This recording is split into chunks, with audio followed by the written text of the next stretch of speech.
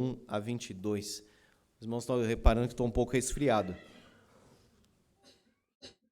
Então, que Deus nos dê graça aí para ir até o final, como Ele sempre deu.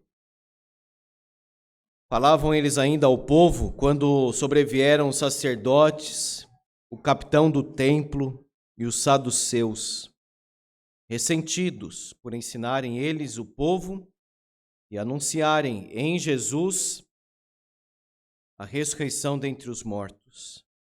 E os prenderam, recolhendo-os ao cárcere até o dia seguinte, pois já era tarde. Muitos, porém, dos que ouviram a palavra aceitaram, subindo o número de homens a quase 5.000.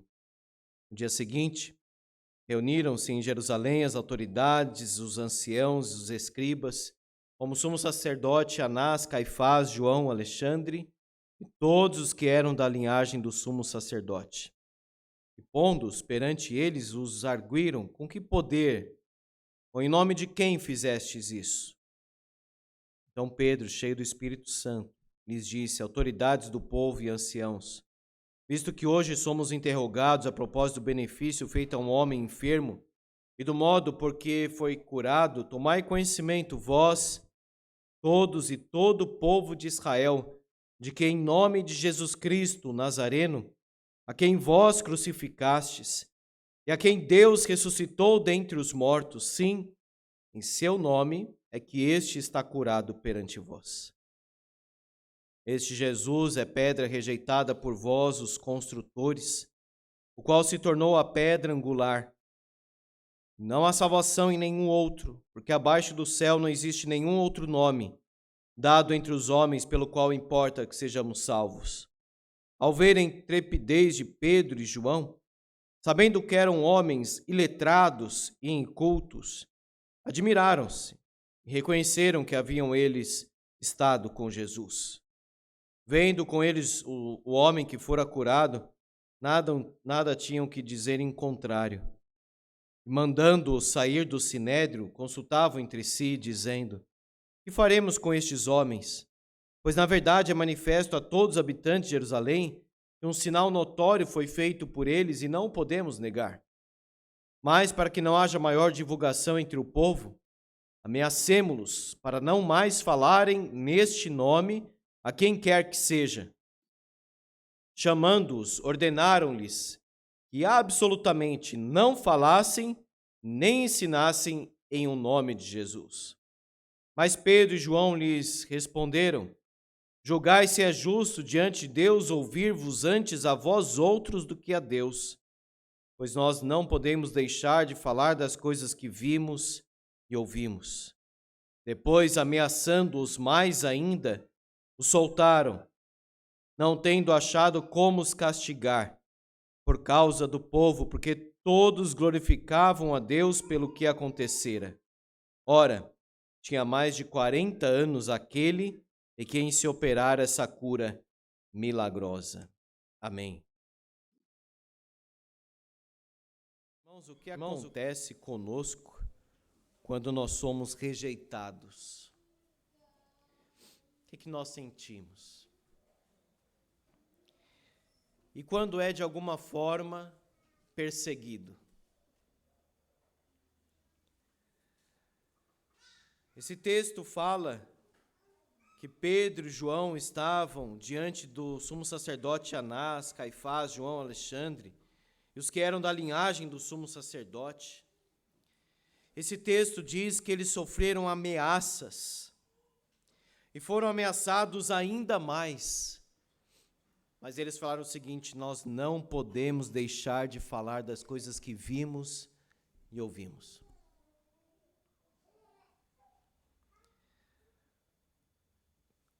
Para controlar as pessoas, ditadores usam o medo. Pode ver, o medo está sempre presente nas ditaduras, nos países totalitários e etc. Os irmãos sabem disso. Portanto, eles querem ameaçar Pedro e João para que eles parem de falar. Mas diante disso, eles têm a consciência de Deus Julgai se é justo diante de Deus ouvir-vos antes a vós outros do que a Deus. Nós temos que pesar as coisas. E eles pesaram e tiveram mais temor de Deus do que dos homens. Eu lembro quando ainda jovem, vergonha de andar com a Bíblia, voltando da igreja de Tucuruvi, minha mãe disse: você está com vergonha de andar com a Bíblia? Eu lembro até hoje que ela falou isso. Ou seja, nós devemos ter vergonha de outras coisas que nós fazemos. Não de carregarmos a Bíblia e dizer eu sou um crente. De orar na hora da refeição, em público. De dizer ao mundo que é crente não importa a consequência. Nós temos igreja infiel, igreja fiel. Nós temos um crente infiel e um crente fiel. A igreja infiel assimila o mundo. Ela agrada ao mundo. E é por isso que atrai o mundo. Por isso que ao olhar para uma pessoa, às vezes você não consegue identificar o que há de crente, o que há de cristão neste comportamento e nesta vida. Porque é igual o que nós vemos no mundo.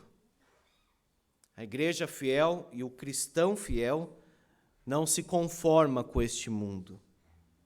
Pelo contrário, o mundo se sente incomodado até com a presença do cristão.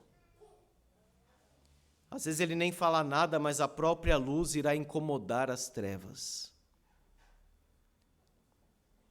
Agora pergunta para nós, como que nós enfrentamos as lutas deste mundo e desta vida? As pessoas têm falado aí, os evangélicos no Brasil aos milhões. Não pode ser.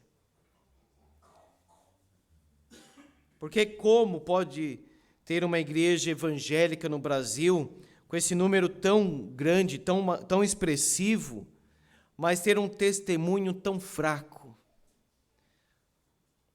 Uma presença que nem é sentida na sociedade muitas vezes.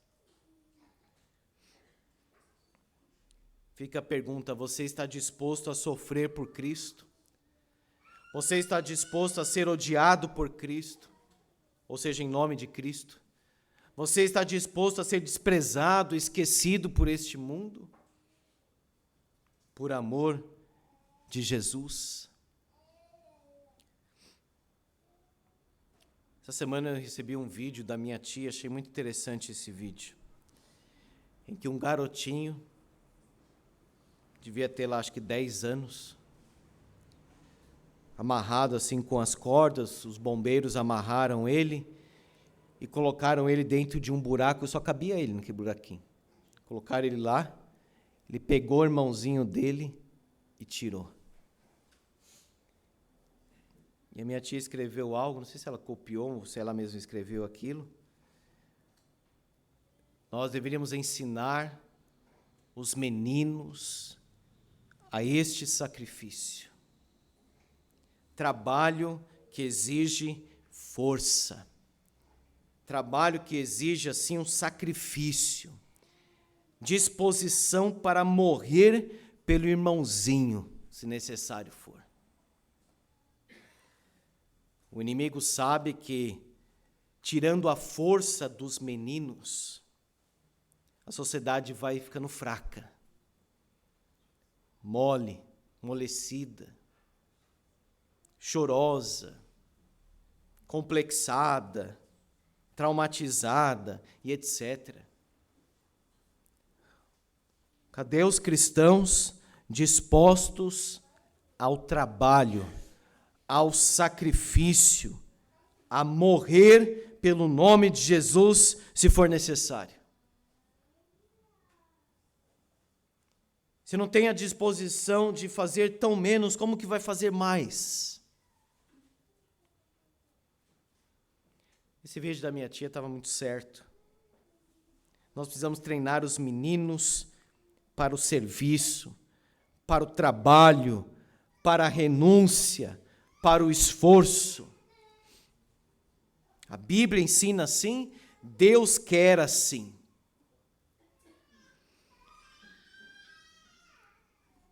Uma cena deprimente foi vista de um pai que pegou o seu filho, no meio do tiro ele colocou o filho como se fosse o escudo dele.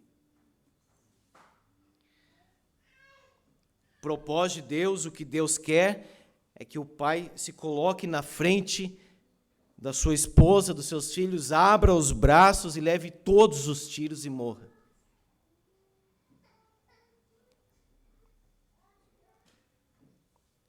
Amados irmãos, o que eu estou falando até agora é para nós olharmos para esse texto e vermos aqui Pedro e João pregando debaixo de ameaça, debaixo de perseguição, de luta. Quanto mais é ameaçado, mais prega a palavra de Deus. Como então enfrentar a perseguição? Primeira coisa, coloque os fatos na perspectiva correta. Olha só, o versículo 2. Ressentidos por ensinarem eles o povo e a anunciarem em Jesus a ressurreição dentre os mortos. Às vezes o cristão ele vai enfrentar essa perseguição, essa rejeição, e ele pode pensar o seguinte: as pessoas não gostam de mim. A questão não é sobre nós, irmãos. A igreja presbiteriana, não é nada disso.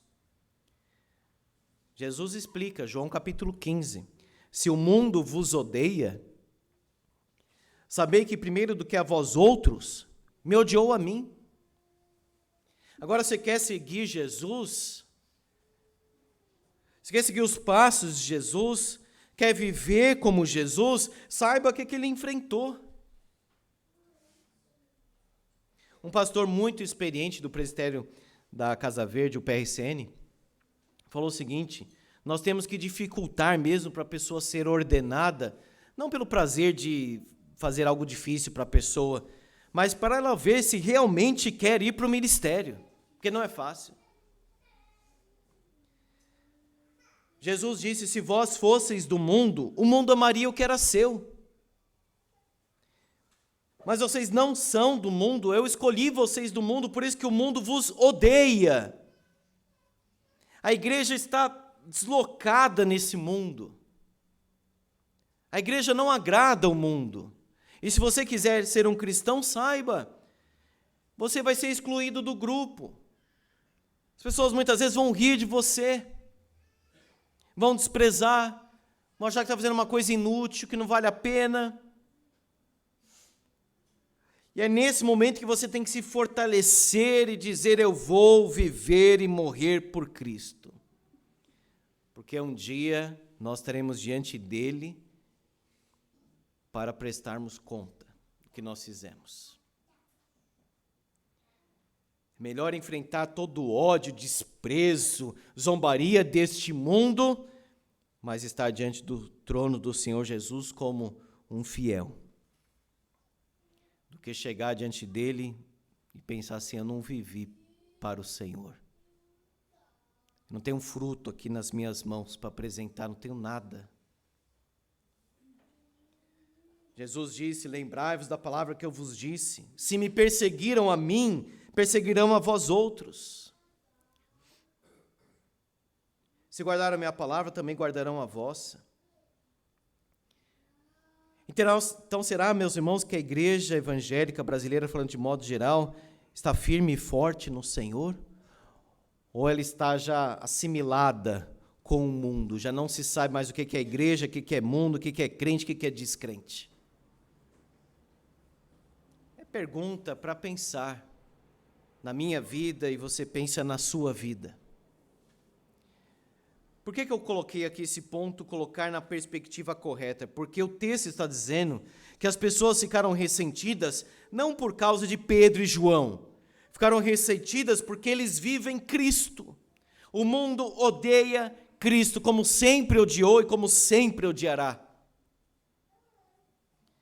Basta você tomar uma decisão por Cristo, o mundo se levantará contra você.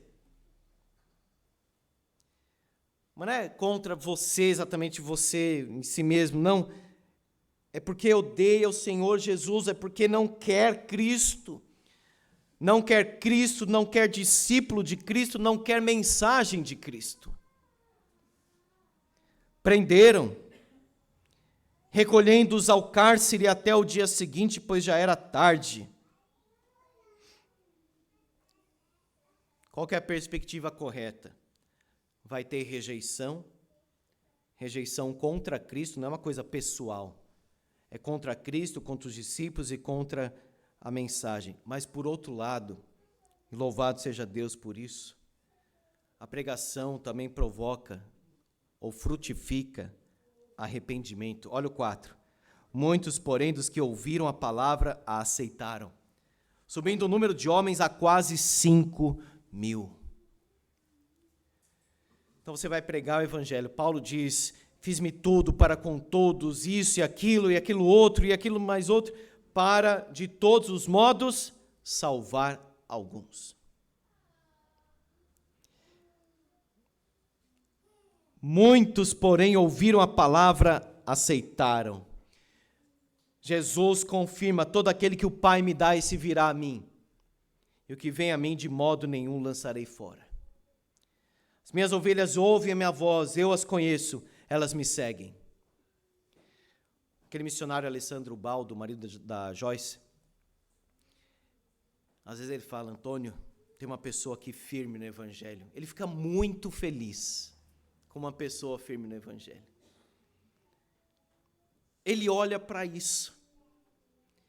Ele se alegra com este fruto. Agora, por outro lado, muitos estão rejeitando e etc. Mas ele treinou para olhar para o fruto.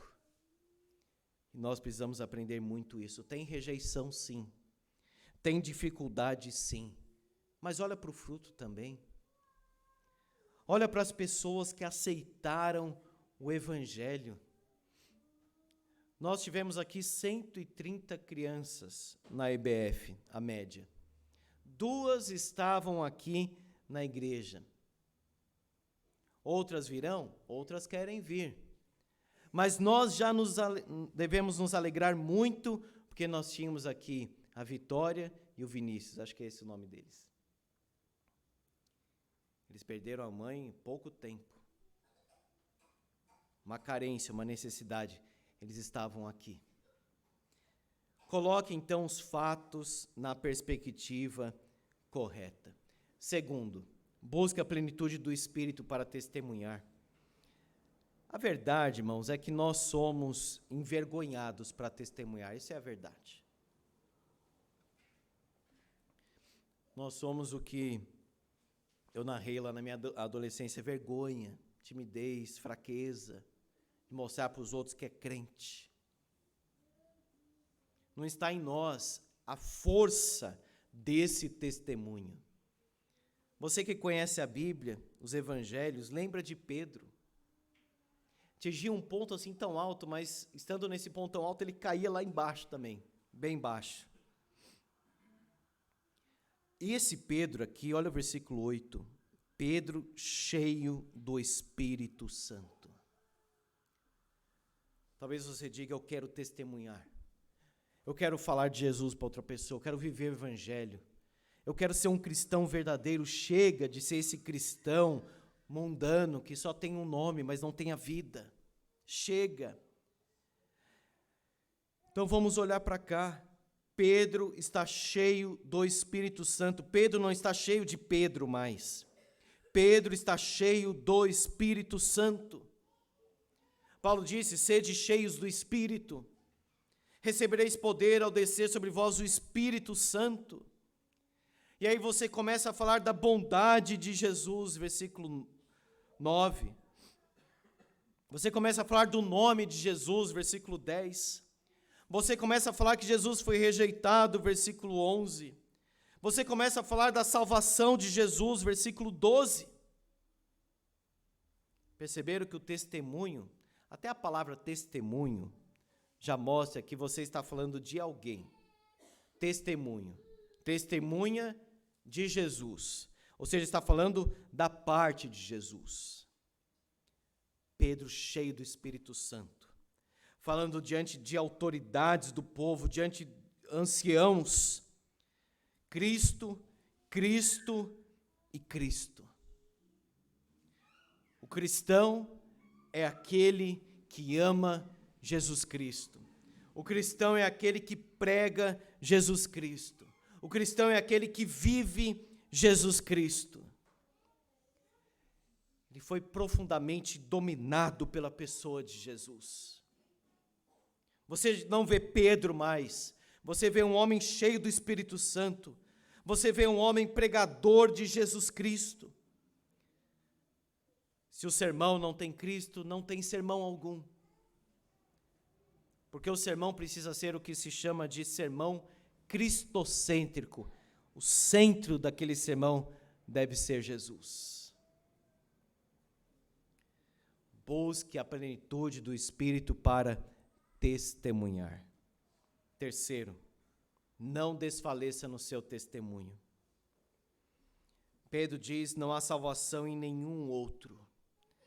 Não existe nenhum nome pelo qual importa que sejamos salvos. Para falar isso, tem que ser muito corajoso.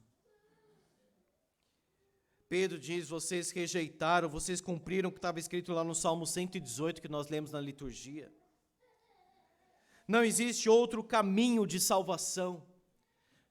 Amado irmão e amigo, se você ainda não é salvo, ou seja, se você ainda não foi perdoado por Deus, se você não sabe o que vai acontecer se você morrer hoje, se você não sabe o que é salvação, deixa eu dizer, o homem pecou. O homem não tem o que fazer por ele mesmo. Nenhum esforço da pessoa mais religiosa, mais ética, mais certinha desse mundo, isso não vale nada aos olhos de Deus, porque Deus é santo e perfeito. O homem só pode ser salvo, ou seja, ele só pode ser liberto da condenação eterna, se ele confiar na cruz de Jesus. Não é nas suas próprias obras, não é confiar na denominação, não é confiar em qualquer coisa. Você não pode fazer absolutamente nada para ser salvo. Mas Cristo fez tudo pela nossa salvação. Não há salvação em nenhum outro, nem pastor, nem papa, nem pai, nem bispo, seja lá o que for, nada.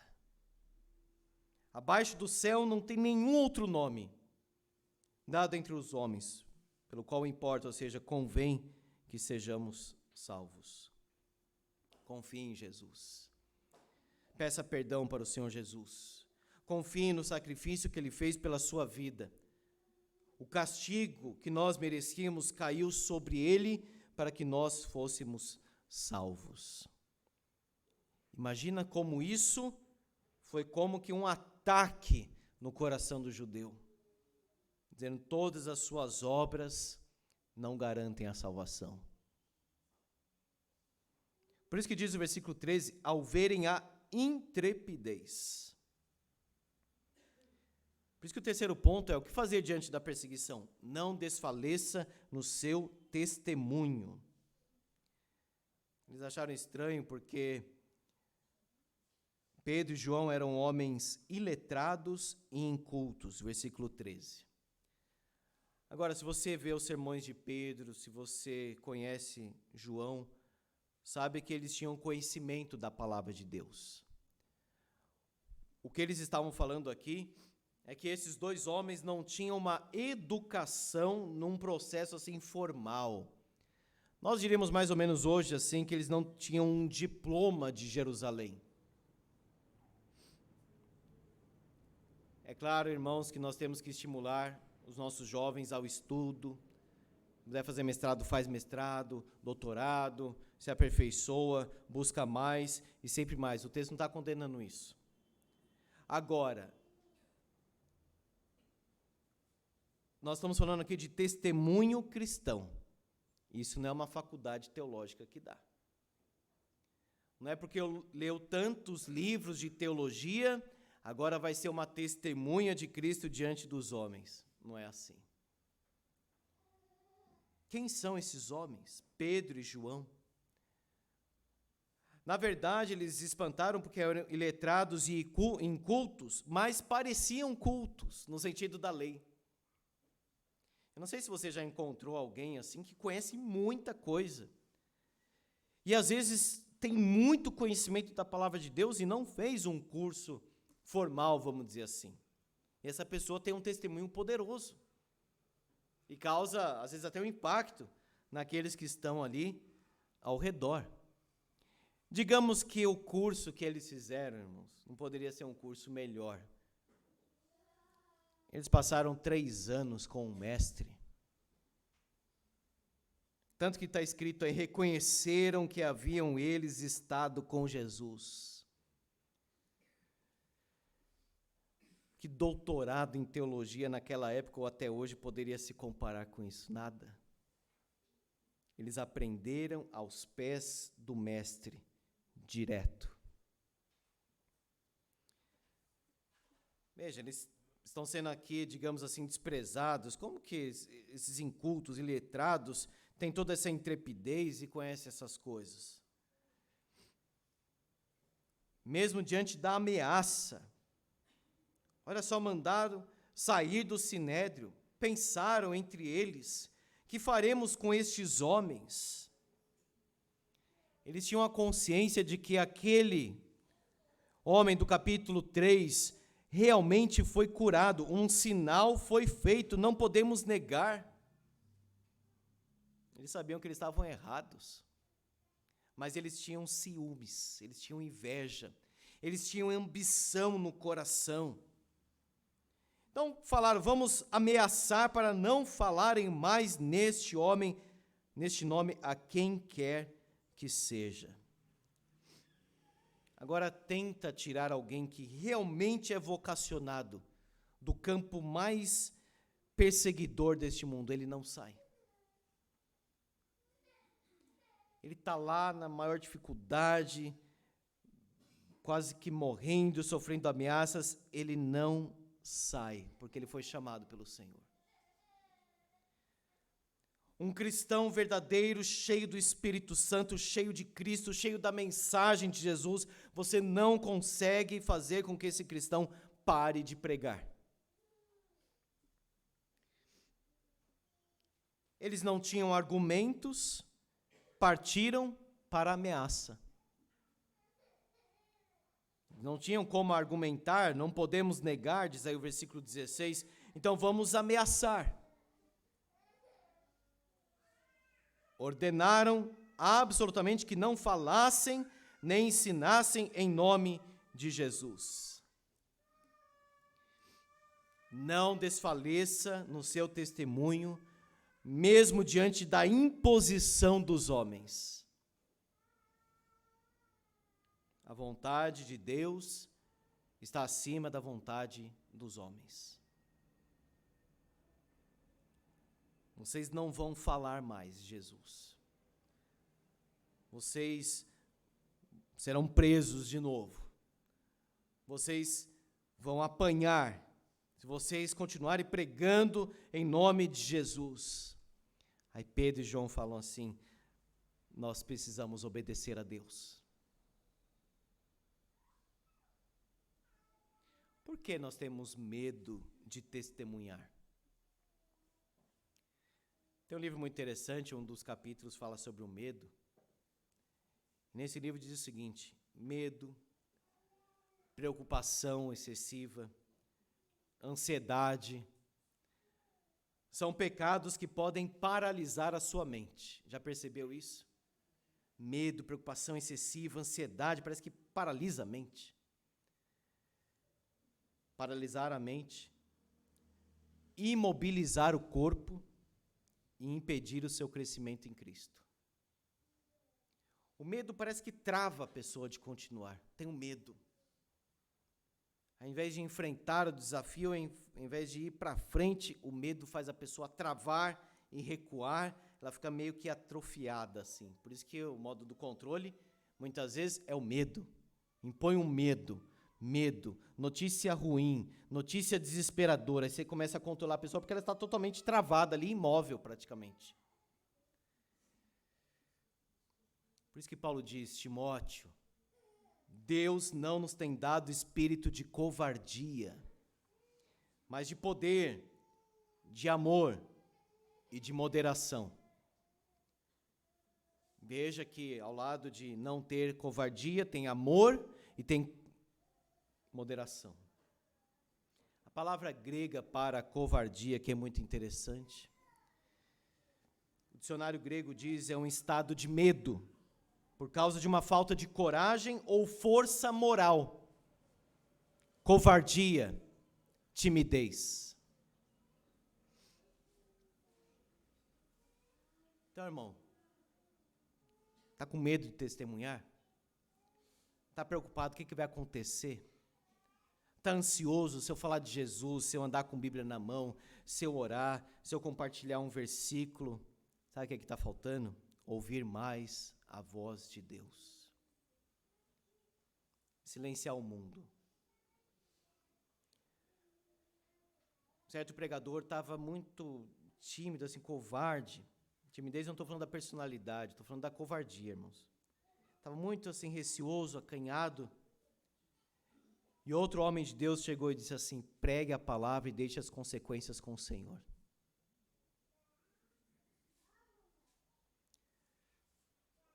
É interessante que Elias enfrentou os profetas de Baal, caiu fogo do céu, chuva, ele ficou aquele altar. Mas é depois disso, Jezabel, aquela mulher iníqua, perversa,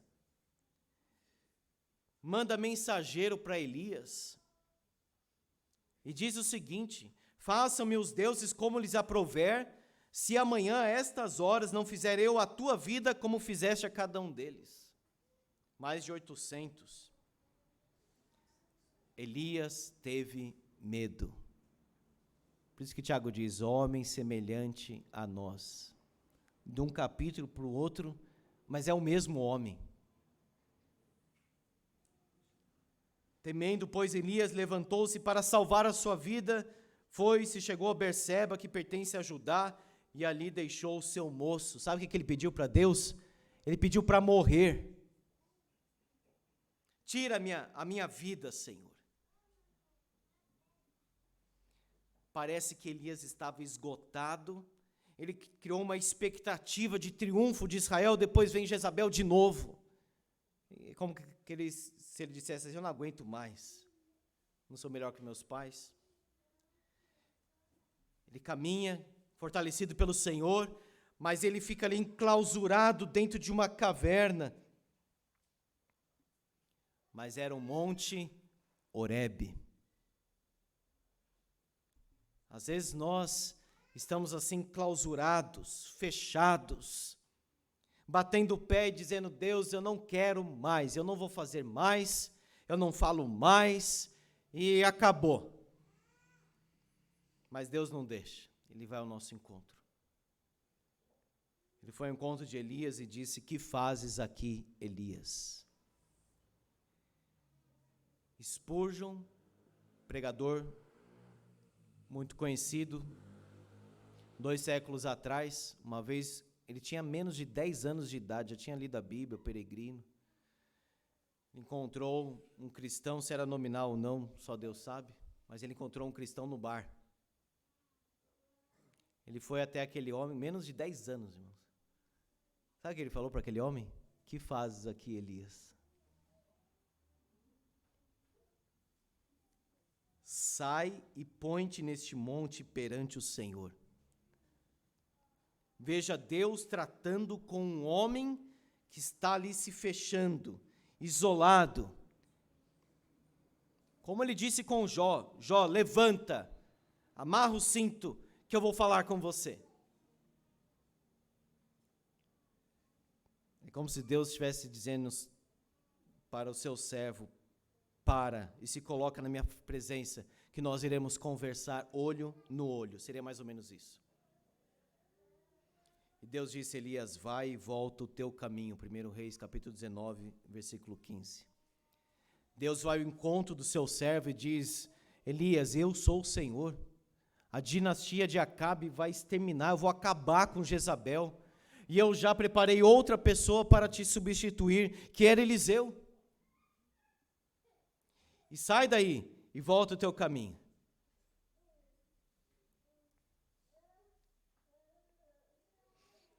Por fim, diante da perseguição, olhe para os frutos. Nós já vimos um pouco disso no versículo 4, muitos ouviram a palavra e aceitaram.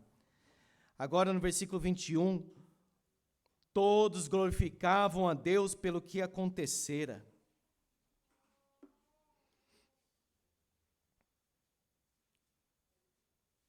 Tinha mais de 40 anos aquele em quem se operara essa cura milagrosa. Pedro poderia chegar em casa, chorar e dizer, estou com medo do chicote. Estou com medo de voltar para a prisão. Estou com medo, acho que é melhor voltar a pescar, viu? Mais seguro, eu sou o dono lá, conheço muito bem isso aí. João, chega, já pregamos, acabou. Não. Nós vamos entrar depois na igreja em oração. A igreja não pede para a perseguição parar. A igreja pede o seguinte, Senhor, concede aos teus servos intrepidez. Diante da perseguição, irmão, primeiro, coloque as coisas na perspectiva correta, de acordo com a palavra. Segundo, busque a plenitude do Espírito para testemunhar de Jesus e falar dele. E terceiro, não desfaleça no seu testemunho, volta. Continua o teu ministério, continua sendo cristão fiel, continua pensando no dia que comemoramos hoje, continua sendo um diácono fiel, continua, não desfaleça, não abandona o barco, não. Que o Senhor nos ajude. Amém. Vamos orar.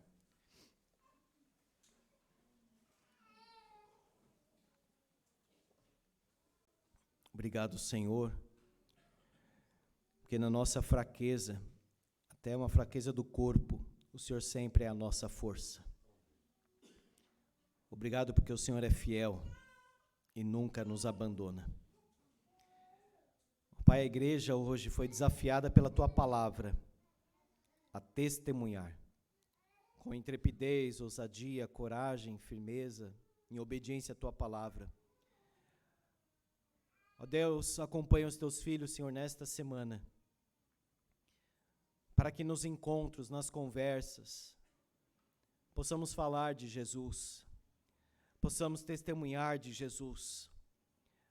Haja, Senhor, nesta semana corações abertos, para que possamos compartilhar o evangelho da graça do Senhor Jesus Cristo.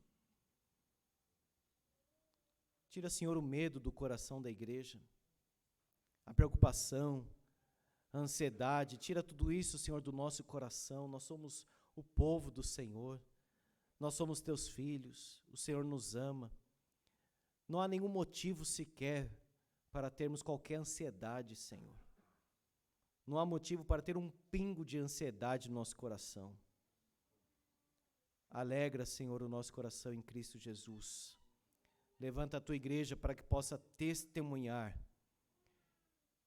Ó Pai, que nós tenhamos aqui homens e mulheres cheios do Espírito Santo, cheios da vida de Jesus, da mensagem de Jesus. E que nunca mais, Senhor, tenhamos vergonha de dizer que somos crentes. Nunca mais tenhamos vergonha, Senhor, de carregar a Tua palavra. Ajuda-nos, ó Deus, porque precisamos do Senhor nas nossas vidas. É o Senhor sobre nós e não nós em nós mesmos. Ó Deus, abençoa os trabalhos de evangelismo da igreja. Que os irmãos não desfaleçam, Senhor, nesta obra. Precisamos de Ti e nos colocamos à disposição do Senhor, para que o Senhor faça o que o Senhor quiser, em nome de Jesus. Amém.